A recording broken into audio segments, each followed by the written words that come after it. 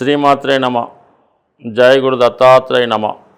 ఈ వీడియోలో మనం సింహరాశి వారికి మే 16 నుంచి 31 మధ్యలో జరగబోయే పక్ష ఫలితాలు తెలుసుకుందాం.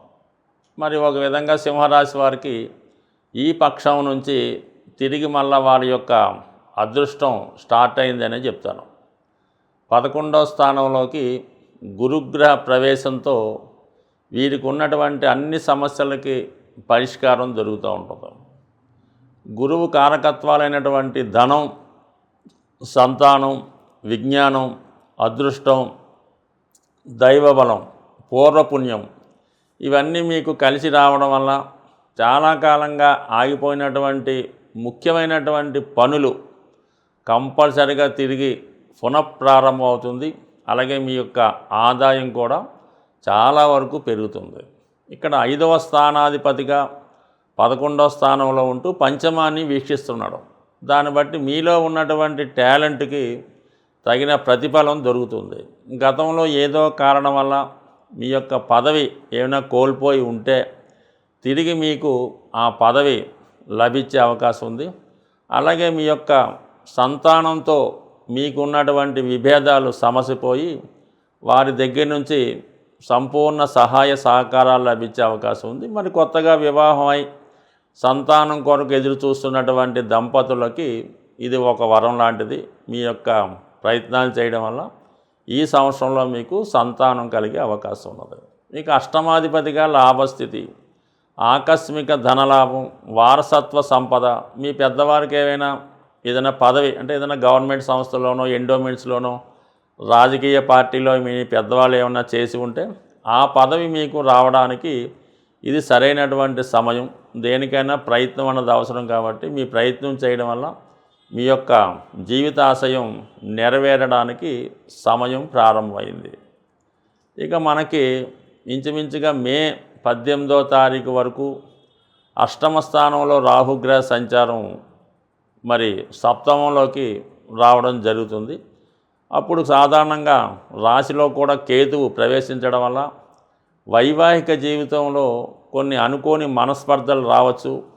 భార్యాభర్తల మధ్య కొన్ని విభేదాలు ఇతర వ్యక్తుల వల్ల వచ్చే అవకాశం ఉంది. మీ యొక్క అన్యోన్య దాంపత్యంలోకి ఇతరులు ప్రవేశించి ఏదో విధంగా మిమ్మల్ని విడదీయాలనే వారి ప్రయత్నం ఎవరో ఒకరు వాళ్ళు ఉచ్చులో పడడం వల్ల, అంటే భార్య కానీ భర్త కానీ వారి యొక్క ఉచ్చులో పడడం వల్ల టెంపరీగా కొన్ని నిందలు, అపవాదులు భార్యాభర్తల మధ్య వచ్చే అవకాశం ఉన్నది. సాధ్యమైనంత వరకు ఈ సమయంలో మీరు ఇతరుల యొక్క మాటలు వినకుండా ఏదైనా సమస్య ఉంటే పరస్పరం మీకు మీరే తేల్చుకోవాలి తప్ప ఇతరులను ఆశ్రయిస్తే మాత్రం కంపల్సరిగా అది మీ యొక్క అన్యోన్య దాంపత్యానికి భంగం కలిగే అవకాశం ఉంటుంది. అలాగే సింహరాశి వారు రాశిలోకి కేతుగ్రహ ప్రవేశం వల్ల వారి యొక్క ఆలోచన ధోరణిలో కొంతవరకు మార్పు రావచ్చు. సరే పోనీలే పర్వాలేదు అనుకోవచ్చు. ఏదో ఒక విధమైన అనుమానం వీరి జీవితంలో ప్రవేశించవచ్చు. బట్ ఏదైనా ఈ రాహు కేతువుల యొక్క మార్పు సింహరాశి వారి మీద 1-7 యాక్సెస్లో ఉండడం వల్ల కంపల్సరిగా వివాహ విషయంలో వివాహ బంధాన్ని జాగ్రత్తగా కాపాడుకోవాలి. ముఖ్యంగా వివాహ సంబంధాలు వస్తున్నప్పుడు ఏదో చిన్న చిన్న కారణాల వల్ల వివాహ సంబంధాలు వచ్చినవి వెనక్కి పోవడం కానీ, నిశ్చయించుకున్న సంబంధాలు క్యాన్సిల్ అవ్వడం కానీ జరిగే అవకాశం ఉంది. కాబట్టి ఈ సమయంలో కూడా మీరు ఎవరన్నా ఇటువంటి మనస్పర్ధలు, అపోహలు వస్తే వివరంగా విషయాన్ని విశ్లేషించి చెప్పాలి తప్ప ఎవరికాలు ఊరుకుంటే మాత్రం ఈ విధంగా వివాహ ప్రయత్నాలు ఫలించకుండా వాయిదా పడుతూనే అవకాశం ఉన్నది. ఇక ముఖ్యంగా మరి ఇంకా గురువు లాభస్థానం ఓకే, రాహు సప్తమంకి వచ్చాడు ఓకే. ఇక వ్యయంలో కుజగ్రహం, ఇది కంపల్సరిగా మీ యొక్క అధికమైనటువంటి వ్యయాన్ని చెప్తూ ఉంటుంది. అది స్థిరాస్తి సంబంధించిన విషయాల్లో పెట్టుబడి పెట్టచ్చు, స్థిరాస్తి కొనుక్కునే ప్రయత్నాలు జరగవచ్చు, ఏదన్నా ఒక దేవాలయానికో మీ యొక్క పెద్దవారి యొక్క సౌలభ్యం కొరకో వారికి సహకరించవచ్చు, అన్నదమ్ములకి సహకరించవచ్చు. అలాగే ఏదైనా అనాథలకి పేదవారికి గుప్తంగా మీరు అన్నదానాలు లాంటివి కూడా చేయొచ్చు. ఏదేమైనా ఆర్థిక పరంగా ఎంత ధనం వచ్చినా దానిని మించిన ఖర్చు చాలా వరకు మీకు అది ఇబ్బంది అనడం కన్నా మీరు సంతోషంగానే ఖర్చు పెడతారు. కొంచెం జాగ్రత్తగా చూసి చేసుకుంటే మంచిది. ఇక ఫైనల్గా ఏంటంటే అష్టమంలో ఉన్నటువంటి ఈ శుక్ర శని భగవానుడు అనుకోకుండా వృత్తిలో మార్పు రావచ్చు. ఎస్పెషల్లీ స్త్రీలకి ఏదైనా ఫైనాన్స్ సంస్థలో కానీ, సినిమా రంగం, మీడియా రంగంలో కొత్త ఉద్యోగం రావడం వల్ల పాత ఉద్యోగాన్ని విడిచిపెట్టి కొత్త ఉద్యోగంలో ప్రవేశించడానికి కూడా ఈ గ్రహస్థితి చాలా వరకు అనుకూలిస్తుంది. అయితే మారిన పరిస్థితులు కూడా జాతకుడికి అనుకూలంగా ఉంటాయి. గతంలో ₹1,00,000 జాబ్ చేస్తుంటే ఇప్పుడు ₹1,50,000 రావచ్చు. వచ్చిన అవకాశాన్ని ఉపయోగించుకుంటే మంచిది. ఈ పక్షంలో ప్రధానమైనటువంటి గ్రహాలైనటువంటి రాహువు, కేతువు, గురువు మారడం జరిగింది. ఎప్పుడైనా శుభగ్రహాలు రాశి మారినప్పుడు పెద్దగా ఎవరిని ఇబ్బంది పెట్టవు, కానీ ఈ పాపగ్రహాలైనటువంటి శని, కుజ, రాహు, కేతు మారినప్పుడు ఆ మారిన భావాన్ని బట్టి ఏదో ఒక సమస్య రావడం జరుగుతూ ఉంటుంది.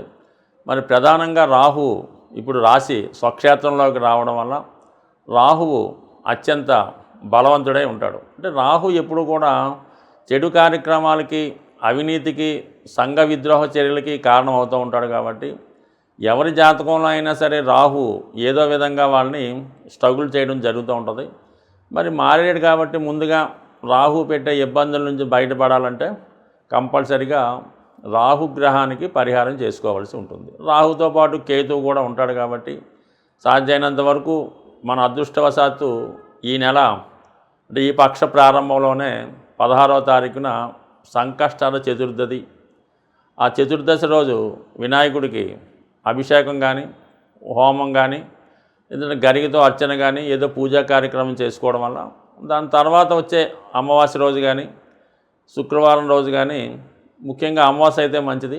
ఏదైనా అమ్మవారి ఆలయంలో, ఎస్పెషల్లీ కనకదుర్గ అమ్మవారి ఆలయంలో మరి విధి విధానంగా అమ్మవారి కుంకుమార్చన చేయడం, వీలైతే ఒక 4 కొబ్బరికాయలు అమ్మవారి ఆలయంలో ఇవ్వడం వల్ల కంపల్సరిగా రాహు అనుగ్రహానికి కుదురుతుంది. రాహు మనకి అనుగ్రహించాడంటే చాలా చక్కని ఫలితాలు ఇవ్వడం జరుగుతుంది. రాహు ఇచ్చాడంటే ఫలితం చాలా హై లెవెల్లో, టాప్ లెవెల్కి వెళ్ళిపోవడం జరుగుతూ ఉంటుంది. అదే రాహు తలుచుకుంటే జాతకుడిని వ్యసనపరుడుగా, అపకీర్తి పాలు చేసి ఎందుకు పనికిరాని వాడుగా కూడా చేసే విద్య రాహు దగ్గర మాత్రమే ఉంటుంది.